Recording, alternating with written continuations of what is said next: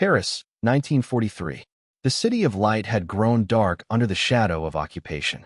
Through the cobblestone streets of the Marais district, a small boy walked each day, his thin frame barely noticeable among the crowds. But if you looked closely, you'd see something unusual: a wooden key, no bigger than a thumb, hanging from a frayed string around his neck. His name was Samuel. He was 8 years old, and he never, ever took that key off.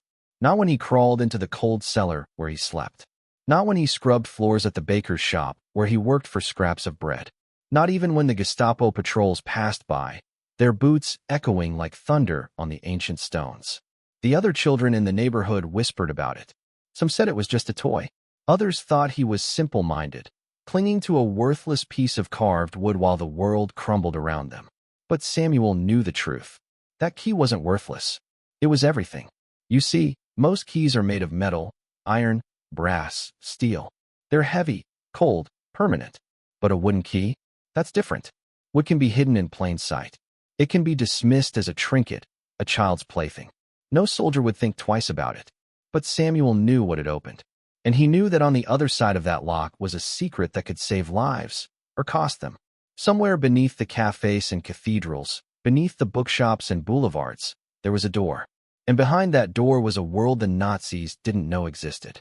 This is the story of that key, of what it unlocked, and of the terrifying choice one small boy had to make when the wrong person finally asked him what it was for. Because in occupied Paris, every secret had a price. And some keys opened more than just doors. They opened the thin line between salvation and betrayal. Before the soldiers came, before the yellow stars, before the wooden key, there was simply Jacques. Jacques Levi was 8 years old when the world still made sense. He lived above his father's tailor shop on the Rue de Rosiers, in the heart of the Marais, the Jewish quarter of Paris. The neighborhood hummed with life in those days. Every morning, Jacques would wake to the sound of merchants setting up their stalls, the smell of fresh bread drifting up from Monsieur Goldberg's bakery across the street, and his mother singing softly in Yiddish as she prepared breakfast. His father, Emmanuel, was a tailor, not a rich man, but a respected one. His hands could transform fabric into art. Businessmen came from across Paris for his suits. He'd measure carefully, his tape around their shoulders, pins held between his lips, always humming the same tune. Jacques would sit in the corner of the shop after school, watching those careful fingers work, the rhythmic tap-tap-tap of the needle, the hiss of the iron on wool. On Sundays, the family would walk to the Luxembourg Gardens. His mother, Sarah, would pack cheese and apples. Jacques would run ahead, chasing pigeons, while his parents strolled arm in arm, speaking in that mixture of French and Yiddish that made their world feel safe and whole. Sometimes, if they had a few extra francs, his father would buy him a toy boat to sail in the fountain. The streets were full of music then. Old Monsieur Stein played accordion outside the cafe each evening, and neighbors would dance right there on the cobblestones. Children played hide-and-seek between the market stalls. The synagogue bells mixed with church bells on the evening air. It wasn't paradise. They were poor, like most in the Marais, but it was home. But even then, even in those golden afternoons, something was changing. Jacques remembers the adults going quiet when children entered rooms. He remembers his father listening to the radio with a face like stone. Posters began appearing on walls. Angry words in German, faces of men with harder eyes than his father's. His mother started wrapping the Shabbat candlesticks in cloth, hiding them away instead of displaying them proudly on the table. One night, Jacques woke to voices. His parents in the kitchen, speaking in urgent whispers. "We should leave," his mother said. "Go south, maybe to Switzerland." But his father shook his head. "This is Paris, Sarah. We're French. We've been French for 3 generations. Paris will protect us." He was wrong. In June of 1940, the German army marched down the Champs-Élysées. Jacques watched from the window as tanks rolled past, as flags with twisted crosses unfurled over buildings his grandfather had known. The accordion music stopped. The laughter grew quieter. And his father's shop, where Jacques had felt so safe among the bolts of fabric and the smell of pressed wool, suddenly felt very small, very fragile. The city hadn't changed on the outside. The Seine still flowed. The cafes still served coffee. But Paris had become a different place, a city of shadows and whispers, where being Jewish went from something ordinary to to something dangerous overnight. And Jacques' childhood? It was about to disappear completely. It happened so fast. One day, Paris was French. The next, it belonged to someone else. June 14th, 1940. Jacques stood at the window of the apartment, his small hands pressed against the glass, watching as columns of German soldiers marched down the Rue de Rivoli. They moved in perfect formation, boots striking the pavement in unison, a sound like a single massive heartbeat. Their uniforms were gray-green, pressed and pristine.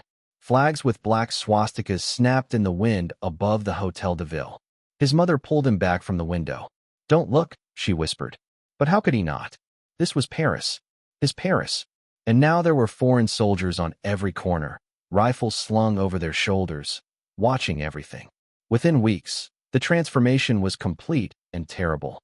French policemen, men Jacques had seen directing traffic, men who'd tipped their hats to his mother, now wore armbands with swastikas. They stood beside German officers, translating orders, pointing out buildings, identifying neighbors.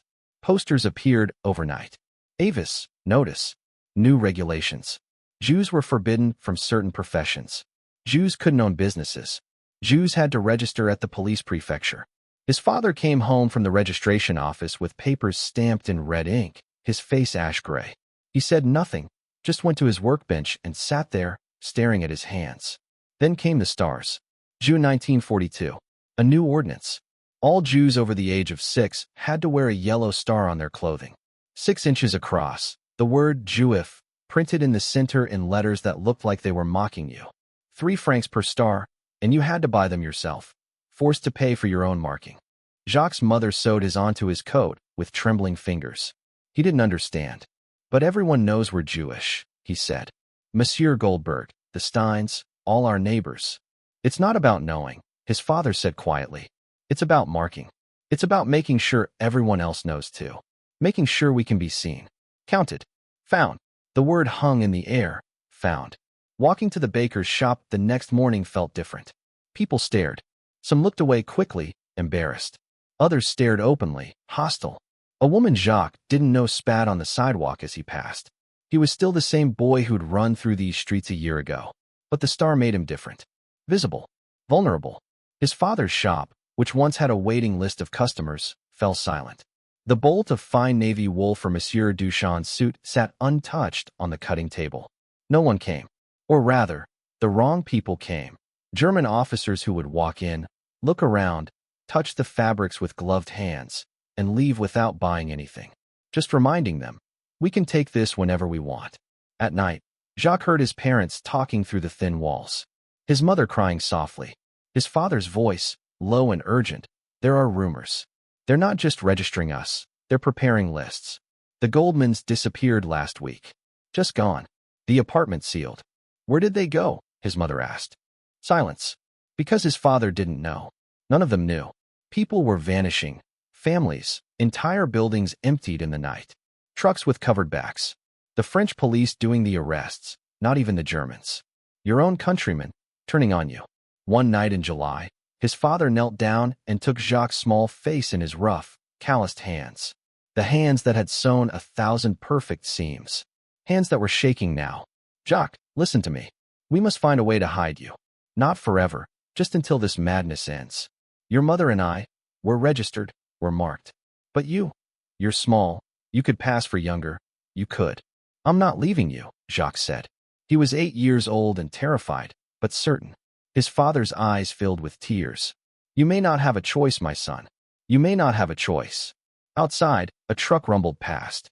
Voices shouted in German. Somewhere nearby, a door was being kicked open. Someone was screaming. And Jacques understood, finally, what his father meant by found. The city that was supposed to protect them had become their prison, and the walls were closing in. The key was born on a Tuesday night in August, carved by candlelight while the city slept under curfew. Jacques' father sat at his workbench, but for once, he wasn't working with fabric. In his hands was a piece of oak, a scrap from an old chair leg, and a small carving knife. His movements were slow, deliberate, the way he worked on his finest suits, shaving away thin curls of wood, testing the shape, adjusting, testing again. Jacques watched from the doorway. "What are you making, Papa?" His father didn't look up. Something that will keep you safe. It took him 3 nights. When he was finished, the key was no longer than a child's finger. Smooth, light as air, with carefully shaped teeth that looked almost decorative, like something you'd hang on a charm bracelet, not something that would actually open a lock. That was the genius of it. Metal keys were cold, heavy, obvious. They clinked when you moved. They set off alarms when soldiers searched you. But a wooden key? That was just a trinket.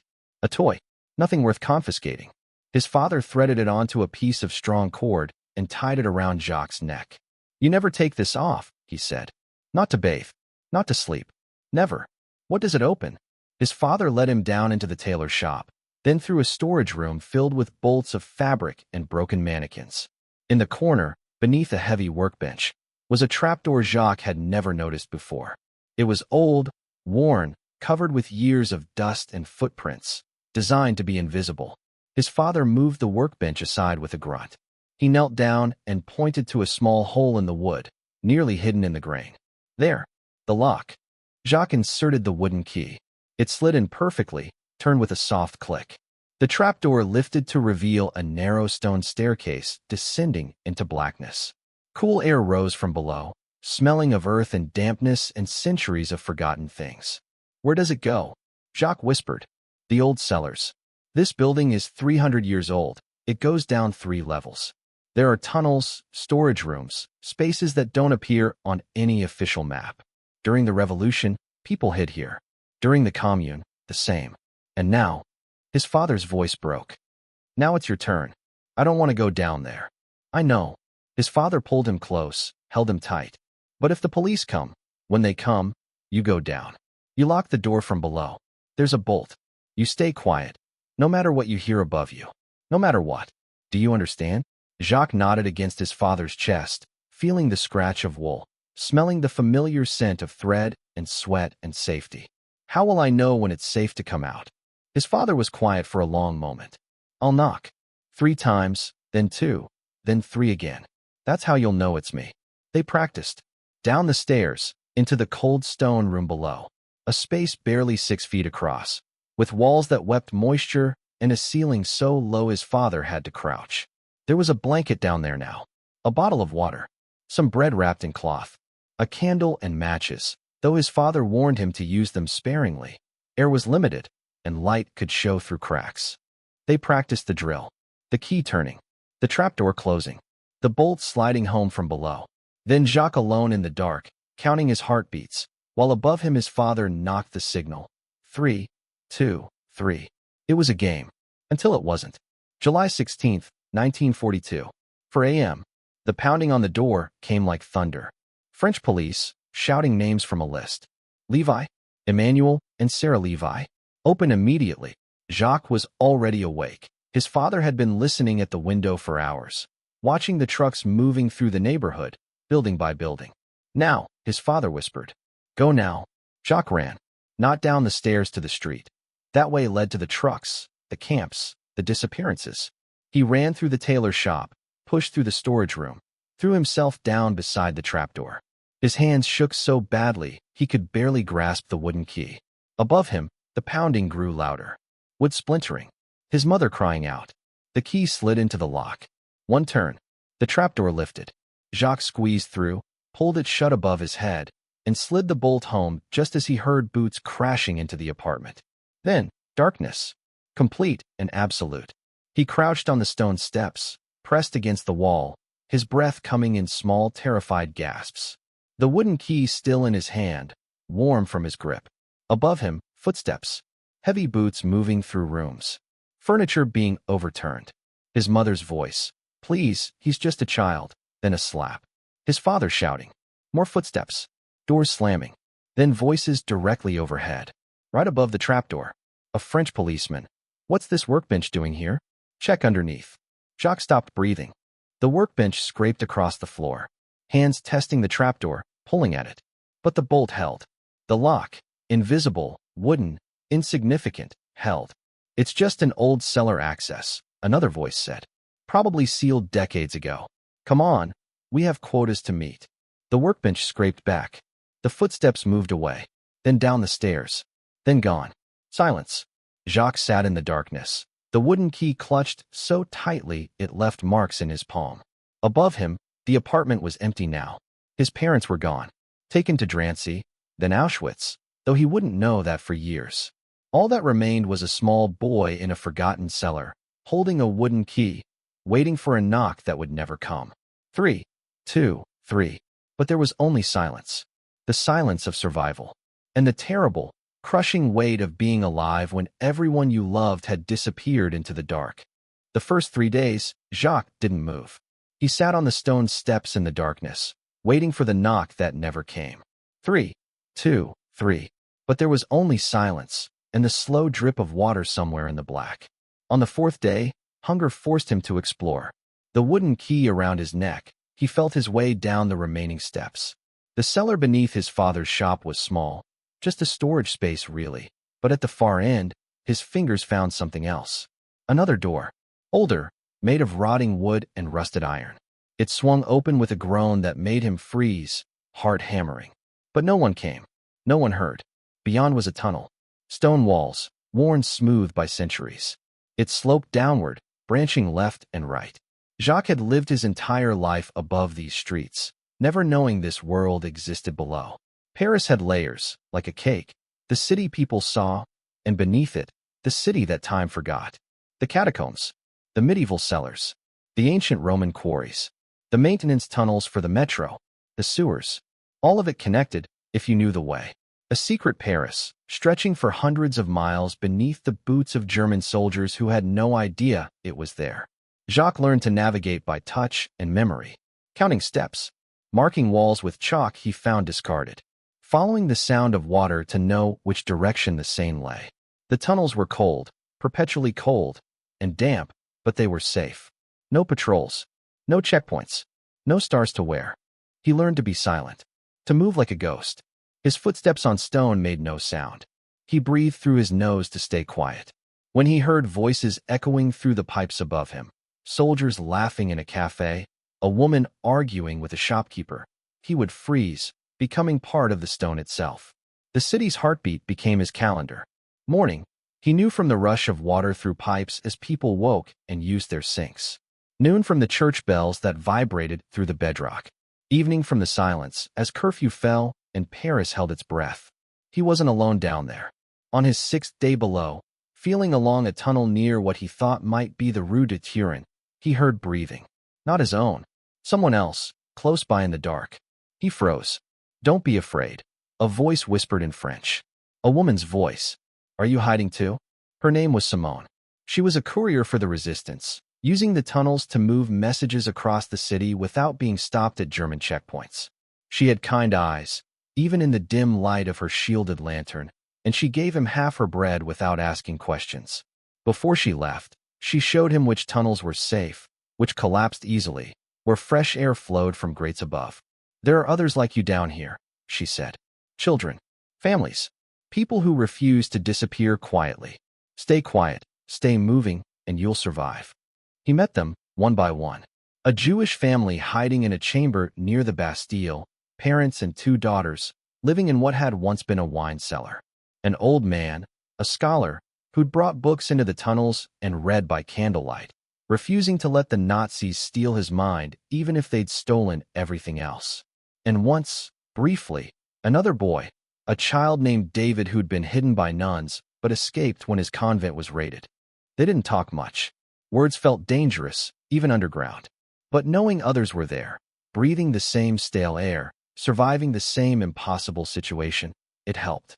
It reminded Jacques he was still human, still real, even when he felt like a shadow. Weeks became months. Jacques learned where mushrooms grew on damp walls, tasteless but edible. He learned to catch the runoff from broken pipes for relatively clean water. He learned which metro maintenance shafts had access panels he could open at night, slipping up to street level for scraps from trash bins behind restaurants, then vanishing back below before dawn. He lived between 2 worlds. Above, Paris continued, occupied, brutal, full of fear and collaboration and cruelty. Below, another Paris existed, a Paris of whispers and echoes, of people who refused to be erased, of small acts of defiance in the dark. At night, or what he thought was night, time became fluid underground, He would lie on his blanket in whatever chamber he'd claimed for the evening, listening. The rumble of metro trains. Footsteps on sidewalks above, transmitted through stone. Singing from a tavern.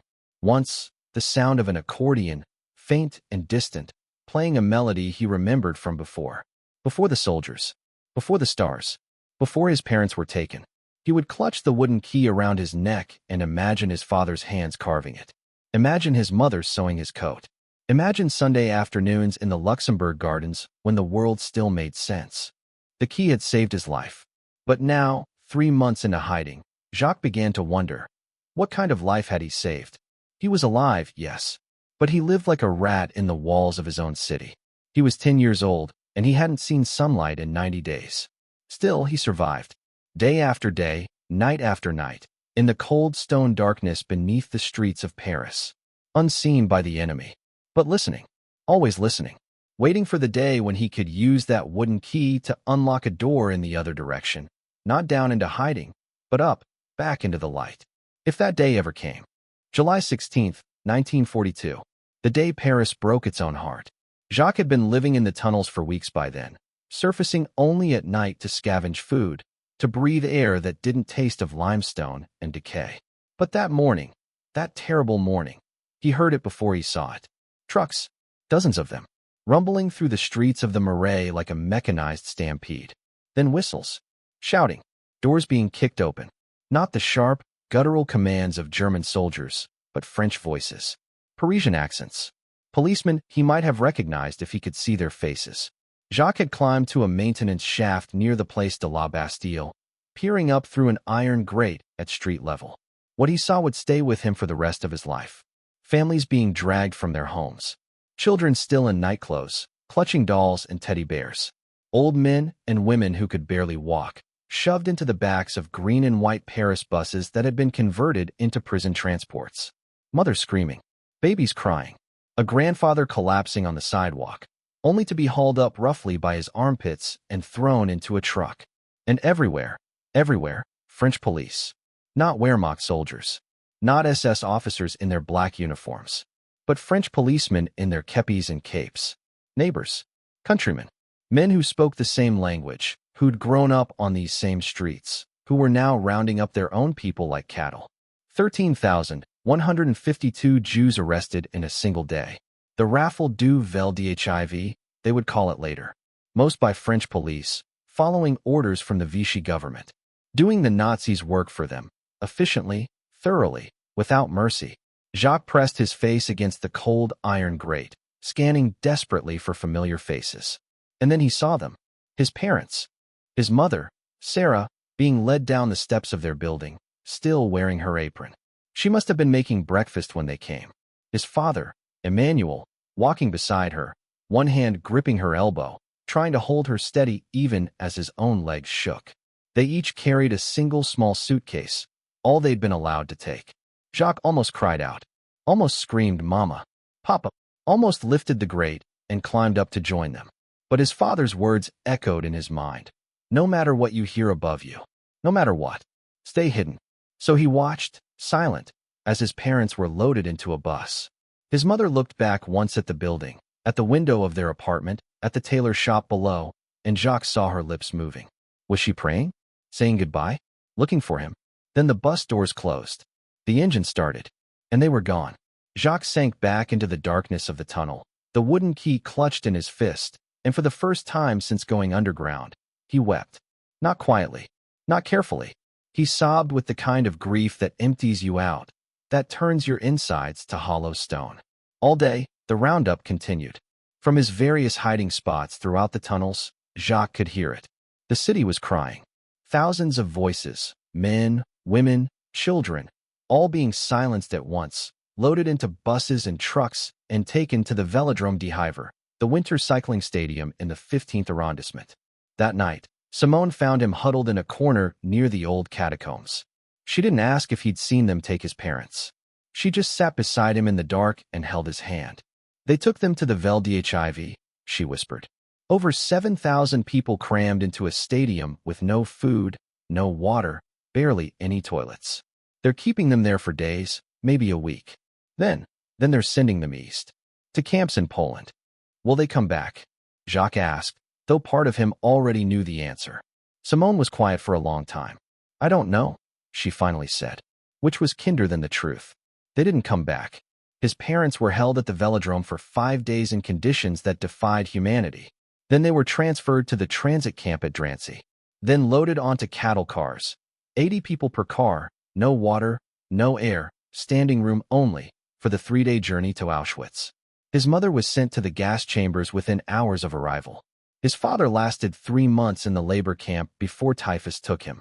But Jacques wouldn't learn any of this until after the war, when the survivors began to speak, when the records were finally opened, when the full horror of what had happened could no longer be denied.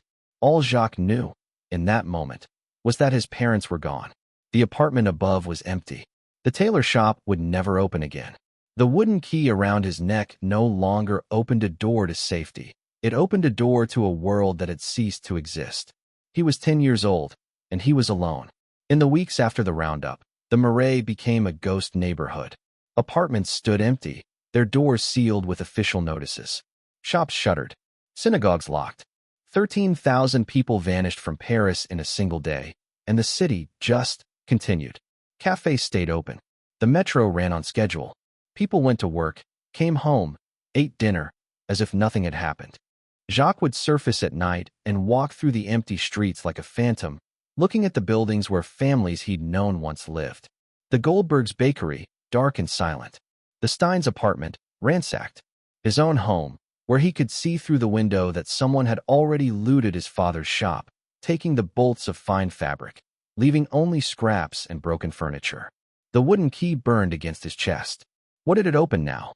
A door to an empty room. A trapdoor to a life that no longer existed. It wasn't a key to survival anymore. It was a key to memory. He was the only one left who knew what his father's hands looked like when they carved it. The only one who remembered his mother singing in Yiddish on Sunday mornings. The only one who could still picture the tailor shop before the occupation, when customers came for suits and stayed for conversation, when being Jewish meant belonging to a community, not being marked for extermination. The key was evidence that they had existed, that they had loved him, that they had tried to save him. And Jacques made himself a promise.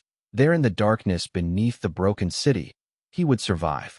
Not just to stay alive, but to remember, to carry their story, to be the witness to what had been stolen. Because the Nazis wanted them all to disappear without a trace. No memory, no evidence, no one left to say they were here, they mattered, they were real. But Jacques had the key, and as long as he lived, as long as he wore it around his neck, they wouldn't be forgotten. Somewhere above, Paris slept under occupation. And somewhere below, a small boy clutched a wooden key and refused to let the darkness win. Winter came early in 1942. By November, the tunnels were so cold that Jacques could see his breath, even in complete darkness. His fingers turned blue. His bones ached. He'd survived the roundups, but now he faced a different kind of death, slow, quiet, from cold and hunger and the terrible loneliness of living like a ghost. That's when she found him. Her name was Madame Marguerite Lefebvre, though Jacques would never call her anything but Madame. She was 53 years old, a widow whose husband had died in the First War. She lived alone in a modest apartment on the Rue de Rosiers, the same street where Jacques' father had once run his tailor shop. She had gray hair pulled back in a severe bun, rough hands from years of cleaning other people's houses, and eyes that had seen enough suffering to recognize it in others. Simone, the resistance courier, had told her about the boy living in the tunnels. He won't survive the winter down there, Simone had said. He needs help. Madame Lefebvre didn't hesitate. The next evening, she came to the maintenance shaft near the old wine cellar, carrying a basket covered with a cloth.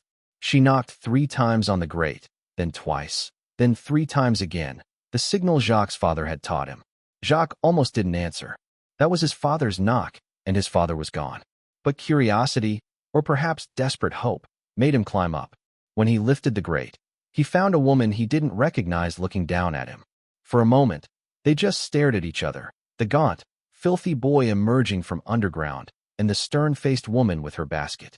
Then she knelt down, right there on the cold cobblestones, and whispered, "I knew your father. He made my husband's wedding suit 28 years ago. I still have it. The stitching is perfect." Tears sprang to Jacques' eyes. Someone remembered. Someone had known his father as more than just a name on a deportation list. She handed him the basket. Inside was bread, real bread, still warm, cheese, a thermos of soup, and an apple so red it looked almost unreal. "I'll come back tomorrow," she said. "Same time. Same signal." "Why?" Jacques asked. His voice was hoarse from disuse. "If they catch you helping me, then they'll catch me," she said simply. "I'm a Catholic woman living alone. I have no children, no husband. If God put you in my path, then maybe this is what I'm meant to do. Maybe this is how I become worthy of heaven." She smiled, and it transformed her severe face into something almost beautiful. "Or maybe I'm just a stubborn old woman who's tired of letting evil win." She kept her word. Every evening for the next 18 months, Madame Lefebvre came to that grate with her basket. She brought food, whatever she could spare from her ration cards, plus what she bought on the black market or stole from the family she cleaned for. She brought candles, blankets, a bar of precious soap. Once, she brought a book, Les Miserables, and Jacques read it by candlelight in the tunnels, finding strange comfort in Victor Hugo's stories of other people hiding in the sewers of Paris. But more than supplies, she brought something Jacques had almost forgotten existed: conversation. She would sit beside the grate, sometimes for an hour or more, and talk to him. About her day, about the neighborhood, about memories of Paris before the war. She told him stories her grandmother had told her, fairy tales and legends that made Jacques remember what it felt like to be a child with a future. "Keep the key," she told him one night, watching him absently finger the wooden pendant around his neck. "I know it must hurt to touch it, knowing what you've lost. But one day, I promise you this, one day it will open your heart again. It will remind you not just of what was taken, but of what you carry forward. Your father carved that key with love. It's proof that love existed, even in the darkest time." She was there during the air raids, when Allied bombers finally began targeting the factories and rail yards around Paris. The ground would shake, dust raining down from the tunnel ceilings, and Jacques would huddle in the darkness, terrified of being buried alive. But then he'd hear her voice through the grate. "I'm here, Jacques. I'm right here. You're not alone." She was there when German patrols swept the neighborhood, searching for resistance members. Once, Jacques heard boots directly above him, heard a soldier questioning Madame Lefebvre. "What are you doing out after curfew, old woman?" "Praying," she said calmly. "At my husband's memorial. He died for France in 1918. I still talk to him sometimes." "Is that illegal now?" The soldier grunted and moved on. Jacques' heart didn't stop hammering for an hour. They never spoke about what would happen if she was caught. They both knew. Helping a Jew hide was punishable by deportation, or worse. The French had executed people for less. But Madame Lefebvre never wavered, never complained, never asked Jacques if he was worth the risk. Over time, their relationship became something neither of them could quite name. She wasn't his mother. No one could replace Sarah Levi. And he wasn't her son. But they were bound together by something deeper than blood.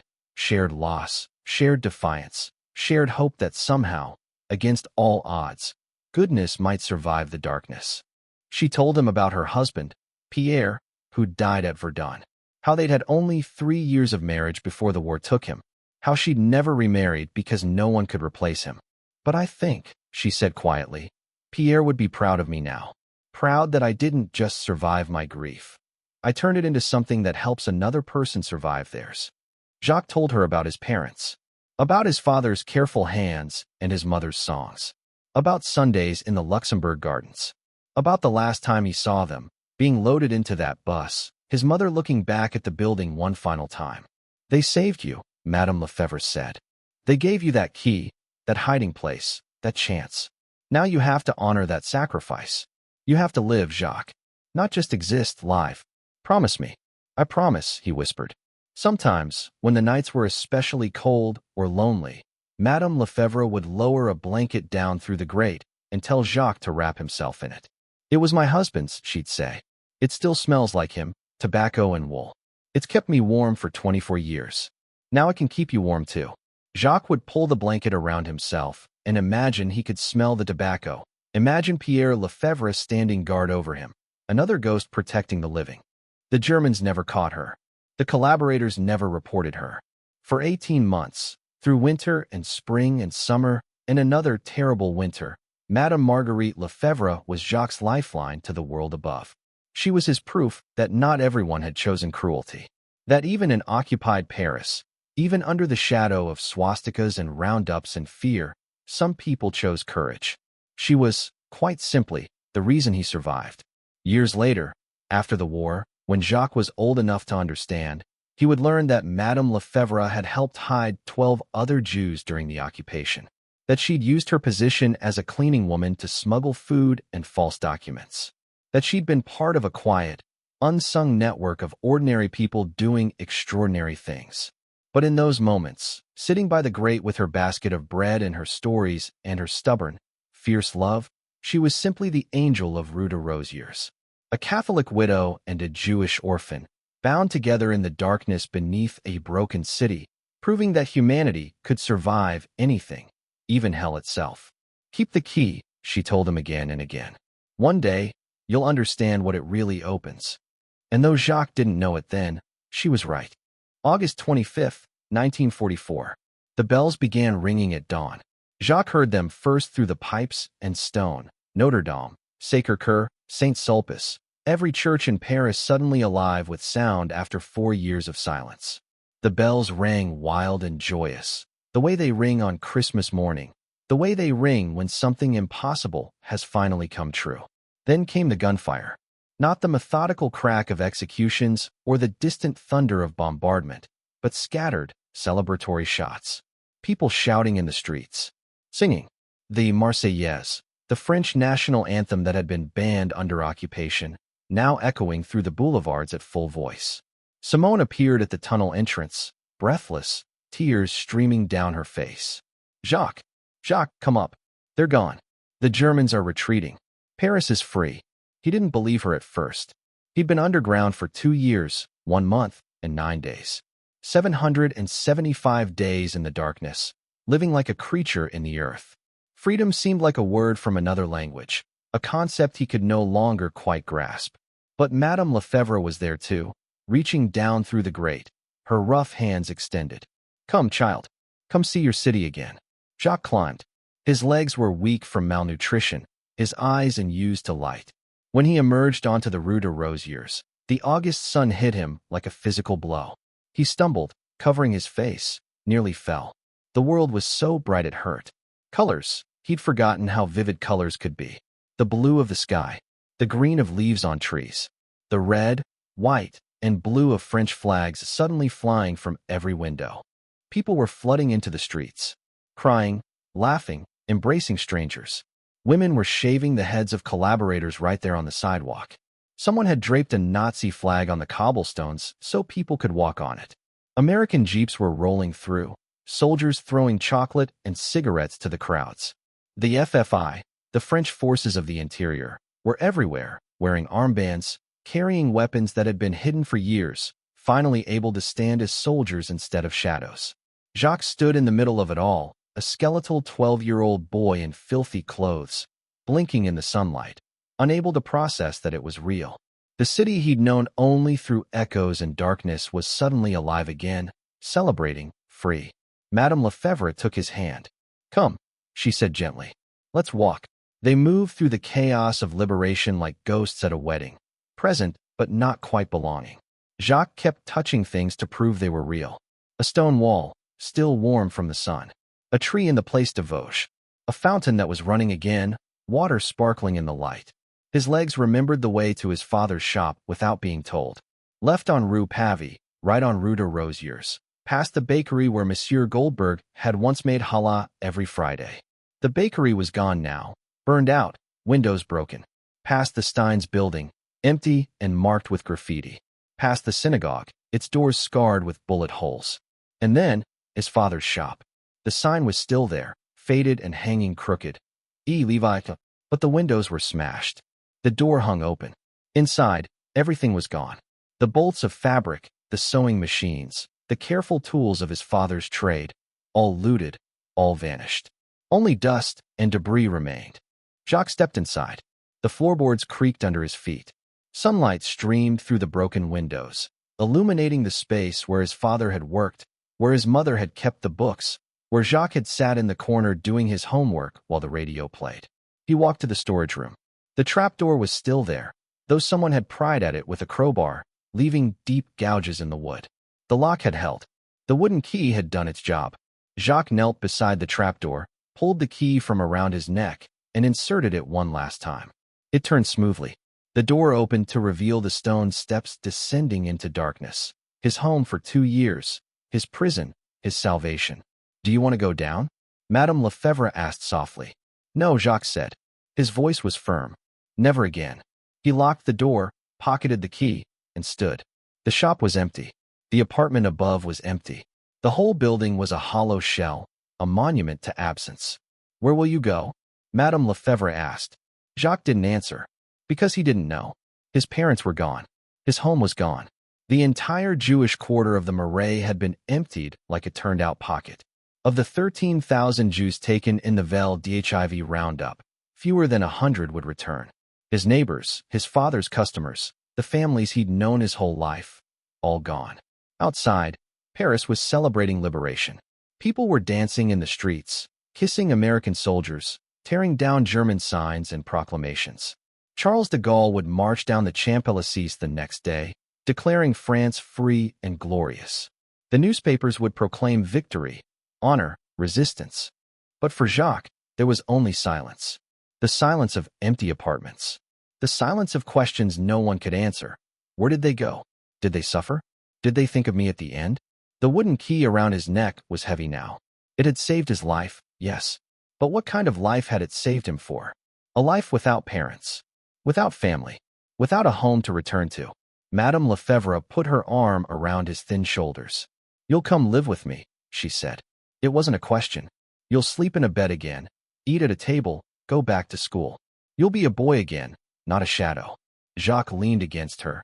This woman who wasn't his mother but had become something equally precious. "The city is free," he whispered. "But I have nowhere to go." She held him tighter. "Then we'll make somewhere. Together." Around them, Paris celebrated. Bells ringing, flags waving, voices raised in joy and relief and righteous anger. The occupation was over. The nightmare had ended. But for the survivors, for the hidden children emerging from cellars and attics and tunnels, liberation was bittersweet. They were free to walk in the sunlight again, yes. Free to speak their names without fear. Free to exist. But they were also free to confront what had been taken. To stand in empty apartments and ask the walls, "Where are they?" To visit synagogues and see how few people returned to fill the seats. To realize that freedom, when it finally comes, can't resurrect the dead. Jacques touched the wooden key one more time. It had opened a door to survival. But it couldn't open the door to the past. Couldn't bring back his father's hands, or his mother's voice, or Sunday afternoons when the world still made sense. The key was a relic now. A memorial. Proof that he had lived, that they had loved him, that in the darkest moment, someone had tried to save him. And he had been saved. He was alive, standing in the sunlight in a free city, with a future stretching ahead of him. Uncertain, painful, but possible. The bells of Paris kept ringing. And Jacques, after 2 years in the darkness, finally allowed himself to cry. Not hidden in a cellar, not silently for fear of discovery, but openly, in the light, for everything he'd lost and everything he'd somehow survived. The city was free. And so, for better or worse, was he. Paris, 2003. 61 years after the roundup. The historian sat across from Jacques Levi in a quiet apartment overlooking the Rue de Rosiers. Jacques was 71 years old now, his hair white, his hands spotted with age. But around his neck, on a frayed cord that had been replaced a dozen times over the decades, hung a small wooden key. He never took it off. Not even now. "Monsieur Levi," the historian said gently, her recorder running, "you've told us about the cellar, about Madame Lefebvre, about liberation. But there's one question we still need to ask. What did the key really open?" Jacques smiled, a sad, knowing smile. "Everyone thinks they know. The trapdoor, yes? The entrance to my hiding place. That's what I told people for years. That's what I believed myself, for a very long time. But it wasn't just that. No." Jacques lifted the key, held it to the light streaming through the window. The wood was dark with age and touch, smooth from 7 decades of fingers worrying at it. It took me 58 years to discover the truth. He told them the story. In 2000, the building that had once housed his father's tailor shop was scheduled for demolition. Jacques, living in New York by then, married, with children and grandchildren who'd never known hunger or hiding, flew back to Paris one last time. He needed to say goodbye to the place that had saved him, even if it was just a shell now, gutted and marked for destruction. He stood in the empty shop, surrounded by construction equipment and demolition notices. The trapdoor was still there, though the lock had rusted away decades ago. He couldn't help himself. He descended one more time into the cellar where he'd spent 2 years of his childhood. It was smaller than he remembered. Isn't everything, when you return as an adult? The stone walls were damp and graffitied now. Homeless people had used it as shelter. There was nothing left of the boy he'd been, nothing that proved he'd ever existed in this cold, forgotten space. He was about to leave when something caught his eye. A loose floorboard near the bottom step, not in the cellar itself, but on the staircase leading down. He'd sat on that step countless times, waiting in the dark, listening to the world above. But he'd never noticed the board was loose. Curiosity, or perhaps fate, made him kneel down and pull at it. The wood came away easily, revealing a small hollow space beneath. And inside that space, a wooden box, no bigger than a cigar case, wrapped in oilcloth to protect it from moisture. Jacques' hands trembled as he unwrapped it. The box had a small keyhole on its clasp, a keyhole sized for a wooden key. I hadn't understood, Jacques told the historian, his voice thick with emotion even now, 3 years after the discovery. My father told me the key was for the trapdoor. And it was. But that wasn't all it was for. He carved it to fit 2 locks, not one. He inserted the key he'd worn for 58 years. It turned smoothly, as if the box had been waiting all that time. The lid opened. Inside, wrapped in a piece of velvet that had once been part of a suit lining, a photograph. Jacques' family, taken in 1939. His father in his best suit, his mother in her Shabbat dress, Jacques himself at 7 years old, gap-toothed and grinning. They were standing in front of the tailor shop, and you could see the sign in the background. Levi, a family. Whole. Happy. Before the shadows fell, Jacques had no photographs of his parents. Everything had been looted or lost.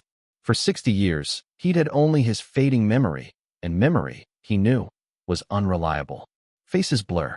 Voices fade. You start to doubt what was real and what you've constructed from wishful thinking. But here was proof. His father's face, exactly as he remembered. His mother's smile. Evidence that they had existed, that they had loved him, that it had all been real. Beneath the photograph was a letter, written in his father's careful handwriting on a piece of tailor's measuring paper. My dearest Jacques, if you are reading this, then you have survived. And if you have survived, then everything I have done, everything we have sacrificed, has been worthwhile. I write this in June 1942, knowing what is coming. The rumors cannot be ignored. The lists are being compiled. They will come for us soon. But they will not have you. That is my promise. That is the only thing I can still control. I have hidden this box because I want you to know something when you are older, when you can understand. You were loved. Absolutely. Unconditionally. With every fiber of our being. Your mother and I chose to stay because leaving was impossible. But we chose to save you because that was possible. Never doubt that. Never feel guilt that you survived when we did not.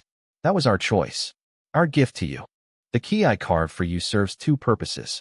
One is practical. It opens the door to your survival. But the other is symbolic. Keys open things, Jacques. They unlock what is closed. They reveal what is hidden. One day, this war will end. One day, you will need to remember. And I fear that memories alone won't be enough. So I give you this box, these small proofs that we existed, that we were a family, that we were real. And I give you a single instruction, written on the back of our photograph. Live. Not just survive, my son. Live. Fall in love. Make a family. See the world. Become whoever you want to become. Do all the things we will never get to do. Carry us forward, but don't be buried by us. The key around your neck opened a door to hide you.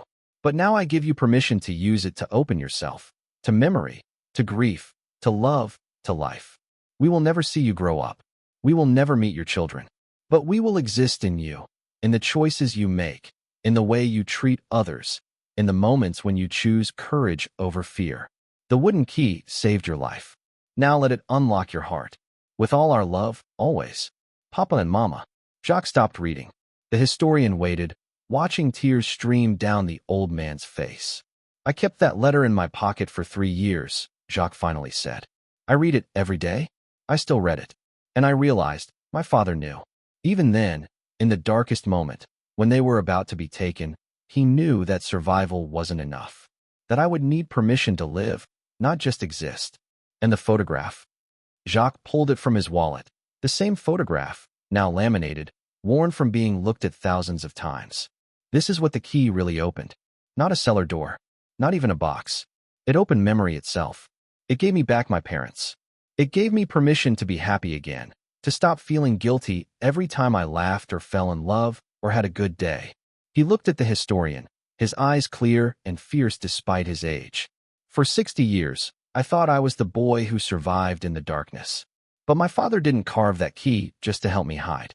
He carved it to help me remember, to help me live. The historian nodded, struggling to maintain professional composure. And the message on the back of the photograph? Just the one word. Just one word, Jacques confirmed. Live. Have you? Lived, I mean. Jacques smiled, a real smile this time, full and warm. I married a wonderful woman named Rachel. We had 3 children, 7 grandchildren now. I became a teacher. I wanted to give children what the war tried to take from me. Education, hope, a future. I've traveled. I've laughed. I've cried. I've done exactly what my father asked. He fingered the wooden key around his neck. And I've told this story. To my children. To students. To historians like you. Because that's what the key really opens now. Not a door to the past, but a bridge to the future. A way to make sure no one forgets what happened. No one forgets who my parents were. No one forgets the 13,000 who didn't come back. The key became a witness. The key became a promise, Jacques corrected. A promise that memory survives. That love survives. That even in the darkest cellar, humanity finds a way to persist. He stood, walked to the window, looked down at the Rue de Rosiers. The neighborhood had changed. The building where his father's shop once stood was now a modern apartment complex. But there was a plaque on the wall, one of hundreds across Paris. Here lived Emmanuel and Sarah Levi, deported and murdered at Auschwitz, 1942. Every key opened something, Jacques said quietly. My father's key opened a door to survival. But it also opened something more important. It opened the future. It opened the possibility that their story, our story, wouldn't end in that cellar or those camps. That it would continue, through me, through my children, through everyone who hears it and remembers. He turned back to the historian. So when people ask what the wooden key opened, I tell them the truth. It opened everything. It opened life itself. The recorder kept running. The afternoon light slanted through the window, falling across the old man and his key. And somewhere in that light, in that moment, you could almost see them, a tailor and his wife, standing in their shop in 1942, carving a key that would outlast the darkness, that would carry their love forward through generations, that would prove the simple, stubborn truth. Love is the only lock that death cannot break. Memory is the only key we need to carry. And living, truly living, is how we honor those who couldn't. Paris today, the Marais district on a quiet Sunday morning. The Rue de Rosiers still winds through the heart of the old Jewish quarter, but it's different now. The kosher bakeries have been joined by trendy cafes. The synagogue still stands, its doors scarred but open. Tourists walk these cobblestones, taking photographs, eating falafel, unaware of the ghosts beneath their feet. But if you look closely, you'll see them. The memories. Small brass plaques embedded in the sidewalk, Stolperstein, stumbling stones. Each one marks where a Jewish family once lived before deportation. Emmanuel Levi, Sarah Levi, thousands of names, thousands of lives, reduced to small squares of brass that catch the morning sun. The building where the tailor shop once stood is modern now, all glass and steel. But on the wall, there's a memorial plaque, in memory of the Jewish families of this street, deported 1942 to 1944. Never forget. People pass it every day. Some stop, read, move on. Others don't notice it at all. That's how memory works in cities.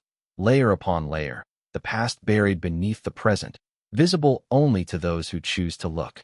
But in the Museum of Jewish Art and History, just a few blocks away, there's a small display case in the Holocaust Memorial section. Inside, resting on dark velvet under carefully controlled lighting, a wooden key. The label reads, "Key carved by Emmanuel Levi, 1942. Used by his son Jacques to access a hidden cellar during the occupation."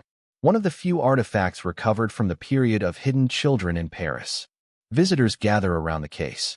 They lean in close, trying to understand how something so small, so simple, so fragile, could mean the difference between life and death.